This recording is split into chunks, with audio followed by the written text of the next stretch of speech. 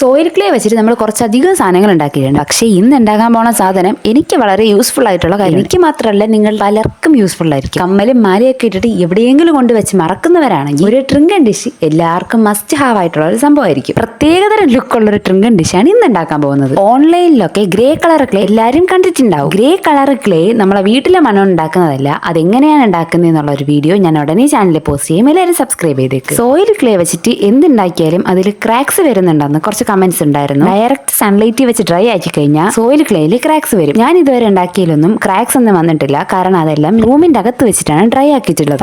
പറഞ്ഞു നമ്മുടെ ട്രിങ്കൻ ഡിഷിന്റെ പരത്തലും ഒട്ടിക്കലും എല്ലാം കഴിഞ്ഞിട്ടുണ്ട്. ഇനി ഇതൊരു ഫുൾ ഡേ ഡ്രൈ ആക്കാൻ മാറ്റി വെക്കണം. അപ്പൊ മഴയൊക്കെ അല്ലേ, അതുകൊണ്ട് ഡ്രൈ ആവാൻ കുറച്ചധികം ടൈം എടുക്കും. പെയിന്റ് പരിപാടിയൊക്കെ കഴിഞ്ഞപ്പോൾ നിങ്ങൾക്ക് മനസ്സിലായി കാണുമല്ലോ നമ്മൾ ഉദ്ദേശിക്കുന്ന ഒരു ക്യാരറ്റ് ട്രിങ്കൻ ഡിഷ് ആണ്. ഇത്രയും കഷ്ടപ്പെട്ട് സോയിൽ ക്ലേയും ഉണ്ടാക്കിയത് വെച്ച് ട്രിങ്കൻ ഡിഷൊക്കെ ഉണ്ടാക്കിയതല്ലേ. എല്ലാവരും ഒരു ലൈക്കും സബ്സ്ക്രൈബും ചെയ്യുക. പിന്നെ നമ്മുടെ ക്യാരറ്റിന്റെ കൂട്ടായിട്ട് പച്ചിലപ്പുഴ കൂടെ തന്നെ ഉണ്ട്.